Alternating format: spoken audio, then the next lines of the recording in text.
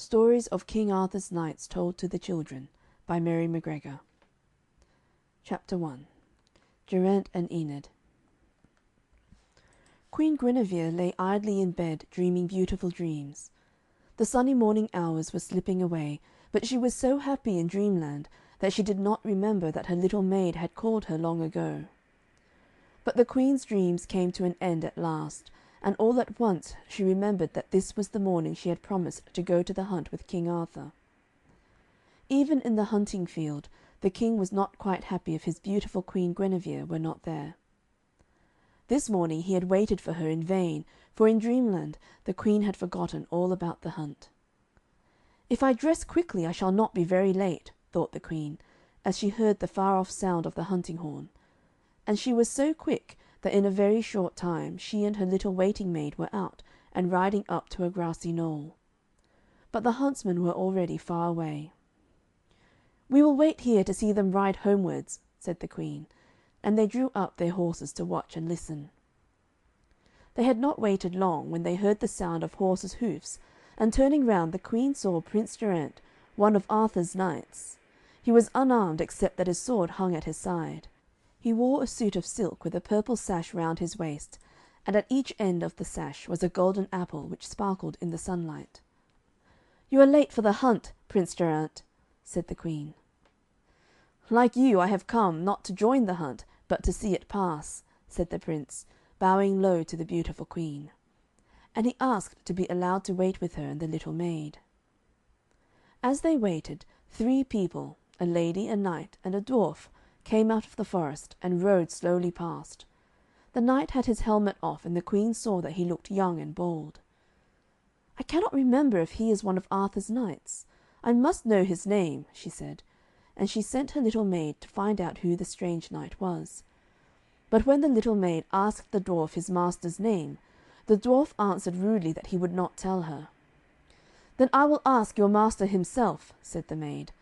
But as she stepped towards the knight, the dwarf struck her with his whip, and the little maid, half angry and half frightened, hurried back to the queen, and told her how the dwarf had treated her. Prince Geraint was angry when he heard how rude the dwarf had been to the queen's little messenger, and said that he would go and find out the knight's name. But the dwarf, by his master's orders, treated the prince as rudely as he had treated the little maid. When Geraint felt the dwarf's whip strike his cheek, and saw the blood dropping on to his purple sash, he felt for the sword at his side. Then he remembered that while he was tall and strong, the dwarf was small and weak, and he scorned to touch him. Going back to the queen, Geraint told her that he had not been able to find out the knight's name either. "But with your leave, I will follow him to his home and compel him to ask your pardon," said the prince. And the queen allowed him to follow the knight. "When you come back, you will perhaps bring a bride with you," said the queen. "If she be a great lady, or if she be only a beggar maid, I will dress her in beautiful robes, and she shall stand among the fairest ladies of my court." "In 3 days I shall come back, if I am not slain in battle with the knight," said Geraint. And he rode away, a little sorry not to hear the merry sound of the hunter's horn, and a little vexed that he had undertaken this strange adventure.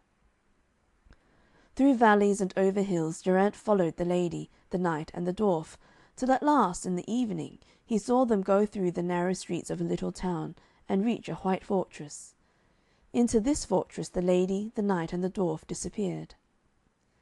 "I shall find the knight there to morrow," thought Geraint. "Now I must go to an inn for food and a bed," for he was hungry and tired after his long ride. But all the inns in the little town were full, and every one seemed too busy to take any notice of the stranger.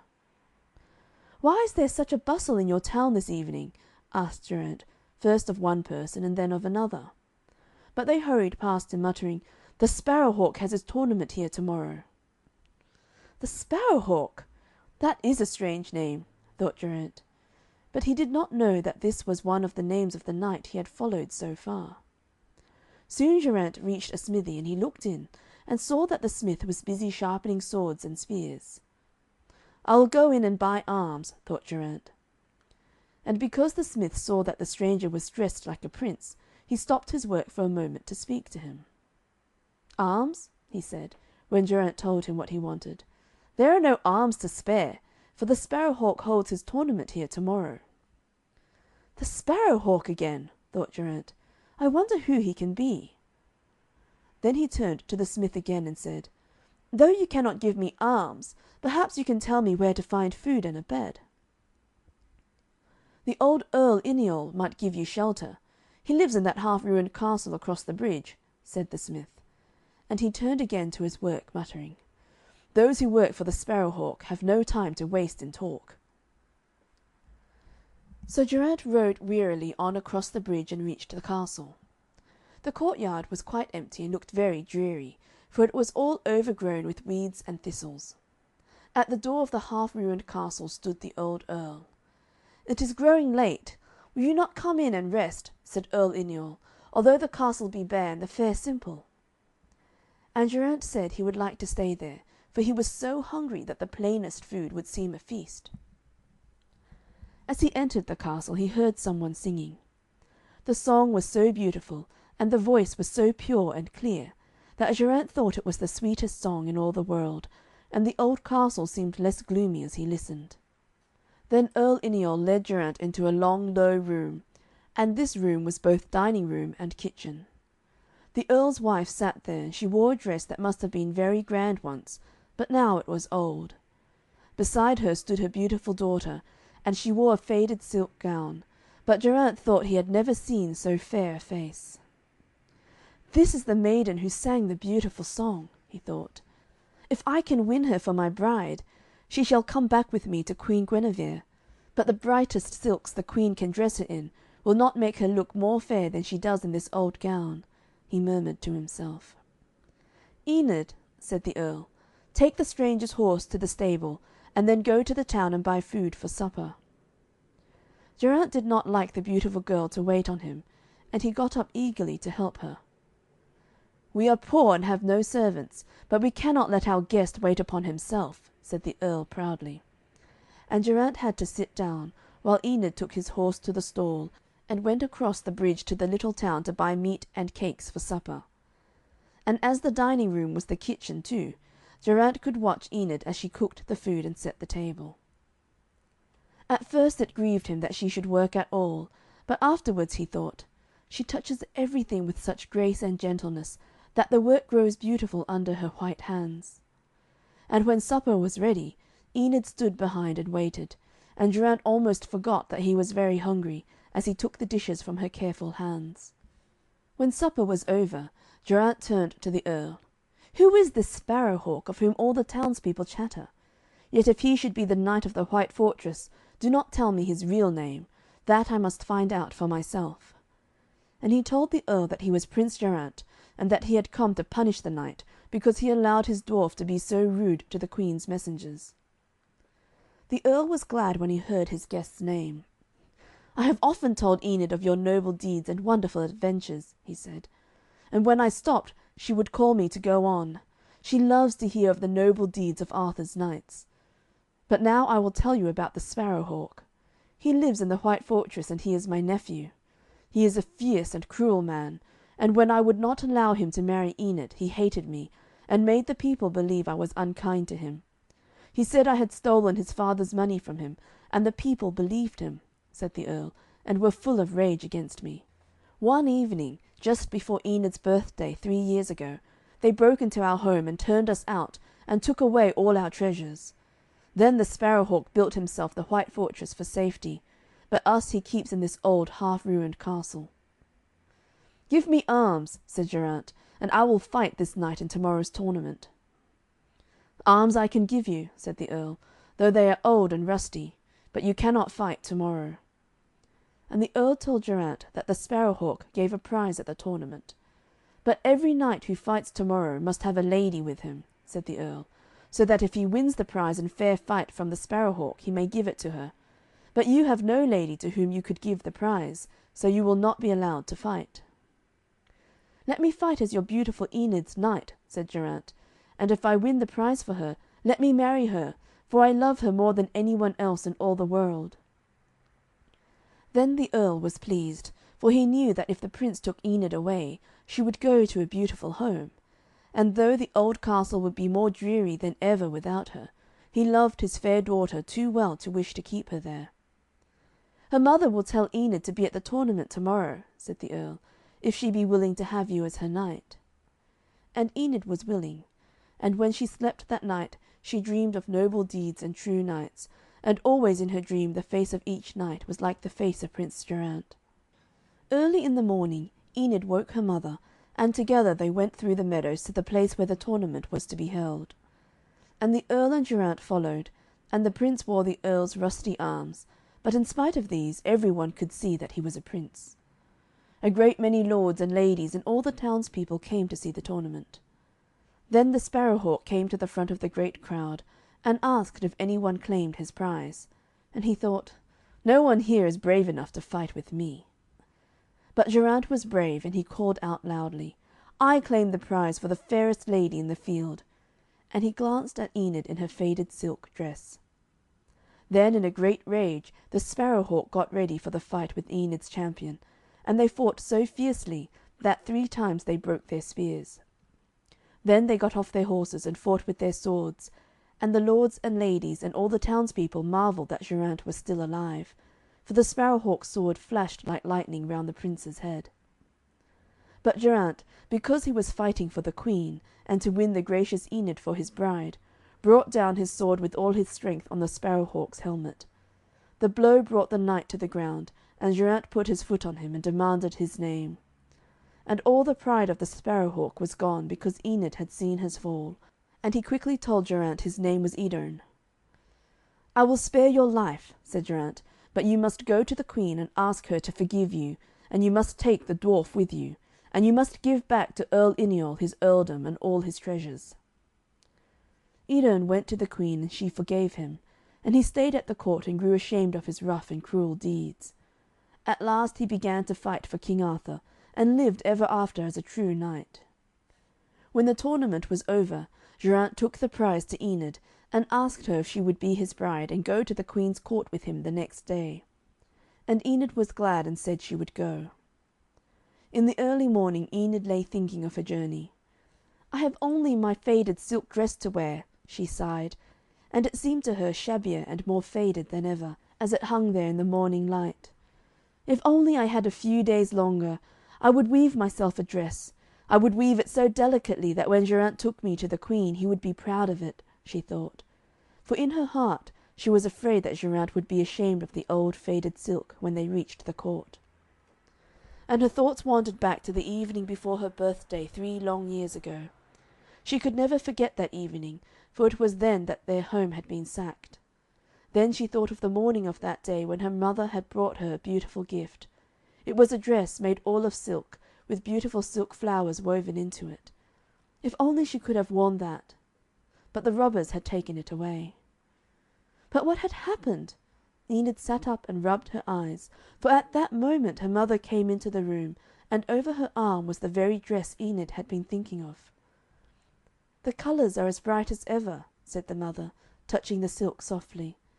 And she told Enid how last night their scattered treasures had been brought back, and how she had found the dress among them. "I will wear it at once," said Enid, a glad look in her eyes, and with loving hands her mother helped her to put on the old birthday gift. Downstairs the Earl was telling Geraint that last night the Sparrow hawk had sent back all their treasures. "Among them is one of Enid's beautiful dresses. At last you will see her dressed as a princess," said the Earl gladly. But Geraint remembered that he had first seen and loved Enid in the faded gown, and he thought, "I will ask her to wear it again to-day for my sake." And Enid loved the Prince so dearly that when she heard his wish she took off the beautiful dress she had been so glad to wear, and went down to him in the old silk gown. And when Geraint saw Enid, the gladness in his face made her glad too, and she forgot all about the old dress. All that day Queen Guinevere sat in a high tower, and often glanced out of the window to look for Geraint and his bride. When she saw them riding along the white road, she went down to the gate herself to welcome them. And when the Queen had dressed Enid in soft and shining silk, all the court marvelled at her beauty. But because Geraint had first seen and loved her in the old faded silk, Enid folded it up with care, and put it away among the things she loved. And a feast was made for the wedding day, and in great joy Geraint and Enid were married. Day by day Geraint loved his wife more dearly, and Enid was happy in this strange new life, and she wondered at the merry lords and ladies, and she loved the beautiful queen who was so kind to her. And Geraint was glad that Enid was often with the queen, till one day he heard some people say that though the queen was very beautiful, she was not good. And Geraint heard this so often that he learned to believe it. "I must take Enid away from the court," he thought, "for she worships the queen and may grow like her." So Geraint went to King Arthur, and asked to be allowed to go to his own country. He told the king that robbers trampled down his cornfields and carried away his cattle. "I wish to go and fight these robbers," he said. And King Arthur allowed him to go. And Enid left the queen and the lords and ladies gladly to go with Geraint. But all the time Geraint could not help thinking, Enid is longing for the knights and ladies she knew at the court. When Geraint reached his own country, he forgot all about the robbers who were destroying his land. He forgot to go to the hunt or the tournament, or to look after the poor people. And this was all because he loved Enid so much. He thought, "I will stay with her all day. I will be so kind to her that she will forget the gay lords and ladies, and be happy here, alone with me." But Enid grew sadder and paler every day. She did not wish Geraint to wait on her and forget everyone else. She wanted him to be a true knight. And the people began to scoff and jeer whenever Geraint's name was spoken. "The prince is no knight," they said. "The robbers spoil his land and carry off his cattle, but he neither cares nor fights.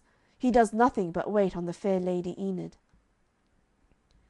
Enid knew what the people said, and she thought, "I must tell Geraint, and then surely he will be ashamed and become a brave knight once more."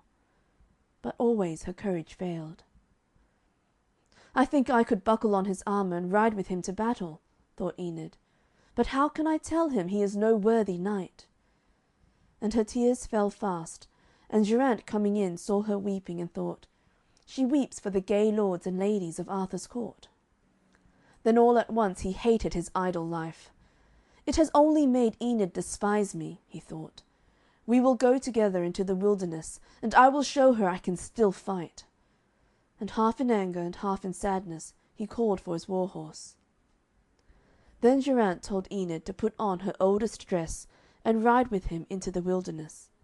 And because he was angry with himself for thinking that Enid wept for the gay knights and ladies at Arthur's court, he would not ride with her, but told her to go on in front, "And whatever you see or hear, do not speak to me," he said sternly. Then Enid remembered the old faded silk gown. "I will wear that, for he loved me in it," she thought.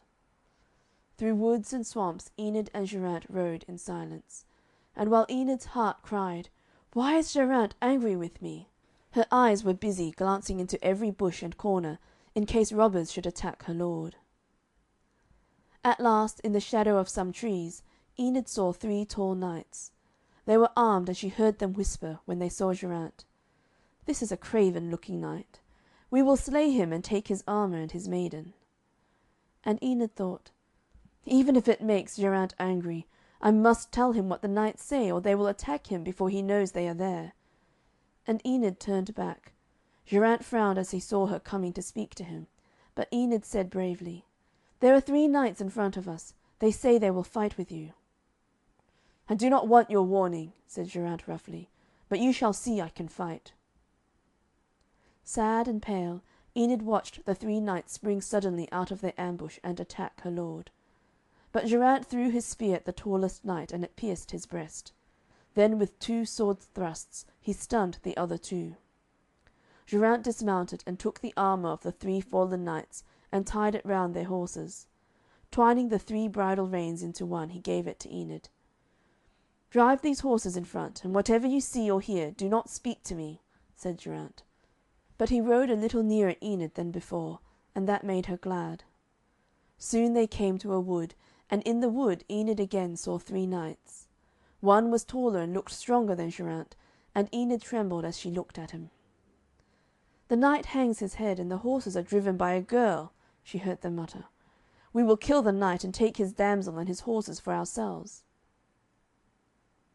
"Surely," thought Enid, "I may warn Geraint this time, for he is faint and tired after the last battle." And Enid waited till Geraint rode up to her, and told him there were 3 evil men in front of them. "One is stronger than you," she said, "and he means to kill you."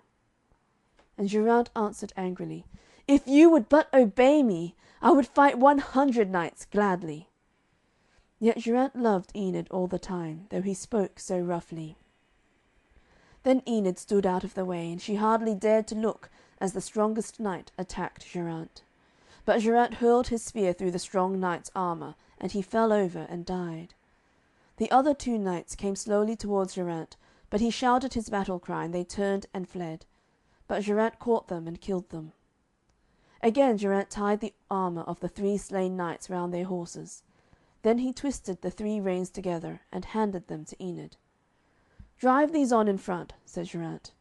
And now Enid had 6 horses to drive, and Geraint saw that they were difficult to manage. Then he rode nearer Enid. They had left the wood behind them now, and were riding through cornfields, where reapers were busy cutting down the waving corn. Coming down the path towards them, they saw a fair-haired boy. He was carrying food to the reapers. Geraint thought Enid looked faint, and he was very hungry, so he stopped the lad and asked for food. "I can give you some of this. It is the reapers' dinner," said the boy, "but it is coarse and plain food." And he glanced doubtfully at the lady with the sad eyes and her stern-looking knight. But Geraint thanked him and took the food to Enid, and to please him she ate a little, but Geraint was so hungry that he finished all the reapers' dinner. "I will reward you," said Geraint, for the lad was dismayed to find nothing left for the reapers to eat, and he told him to take one of the horses with the suit of armour bound round it. Then the boy was full of glee, and thought himself a knight as he led the horse away. Geraint and Enid then went to the little village near the cornfields, and lodged there for one night. The country they were in belonged to a cruel earl. He had once wanted to marry Enid. When he heard that she was in his country, he made up his mind to kill Geraint, and make Enid marry him after all. "I will go to the inn while they are still asleep," thought the earl, "and kill the knight and take Enid away." But Geraint and Enid had got up very early that morning, and had left the 5 horses and the 5 suits of armour with the landlord, to pay him for their food and shelter. By the time the earl reached the inn, Geraint and Enid had ridden a long way into a wild country. Then the wicked earl galloped after them, and Enid heard the sound of horses' hoofs coming nearer and nearer. As the horsemen dashed down upon Geraint, Enid hid her face, and asked God to spare her dear lord's life once more. The fight was long and fierce, but at last Geraint overthrew the earl, and left him lying half dead in the dust. Still a little in front, Enid rode silently on, and Geraint followed, but he had been wounded in the fight with the earl, though he did not tell Enid. And the wound bled inside his armour, till Geraint felt very faint, and suddenly everything seemed black in front of him. He reeled and fell from his horse onto a bank of grass. Enid heard the crash of his armour as he fell, and in a moment she was beside him. She unbuckled the armour and took off his helmet. Then she took her veil of faded silk and bound up his wound. But Geraint lay quite still. Enid's horse wandered into a forest and was lost, but Geraint's noble war horse kept watch with Enid as if he understood. About noon, the earl, in whose country they now were, passed along with his followers. He saw the 2 by the wayside, and shouted to Enid, "Is he dead?" "No, no, not dead. He cannot be dead. Let him be carried out of the sun," she entreated. And Enid's great sorrow and her great beauty made the earl a little less rough, and he told his men to carry Geraint to the hall. "His charger is a noble one. Bring it, too," shouted the earl. His men unwillingly carried Geraint to the hall, and laid him down on a stretcher there, and left him. Enid bent over him, chafing his cold hands, and calling him to come back to her. After a long time Geraint opened his eyes. He saw Enid tenderly watching him, and he felt Enid's tears dropping on his face. "She weeps for me," he thought, but he did not move, but lay there as if he were dead. In the evening the earl came into the great hall and called for dinner, and many knights and ladies sat down with him, but no one remembered Enid. But when the earl had finished eating and drinking, his eye fell on her. He remembered how she had wept for her wounded lord in the morning. "Do not weep any more, but eat and be merry. Then I will marry you, and you shall share my earldom, and I will hunt for you," said the wild earl. Enid's head drooped low, and she murmured, "Leave me alone, I beseech you, for my lord is surely dead." The earl hardly heard what she said, but thought Enid was thanking him. "Yes, eat and be glad," he repeated, "for you are mine." "How can I ever be glad again?" said Enid, thinking, "Surely Geraint is dead." But the earl was growing impatient. He seized her roughly and made her sit at the table, and he put food before her, shouting, "Eat!" "No," said Enid, "I will not eat till my lord arises and eats with me." "Then drink," said the earl, and he thrust a cup to her lips. "No," said Enid, "I will not drink till my lord arises and drinks with me, and if he does not arise I will not drink wine till I die." The earl strode up and down the hall in a great rage. "If you will neither eat nor drink, will you take off this old faded dress?" said the earl, and he told one of his women to bring Enid a robe which had been woven across the sea, and which was covered with many gems. But Enid told the earl how Geraint had first seen and loved her in the dress she wore, and how he had asked her to wear it when he took her to the Queen. "And when we started on this sad journey, I wore it again to win back his love," she said, "and I will never take it off till he arises and bids me." Then the earl was angry. He came close to Enid and struck her on the cheek with his hand.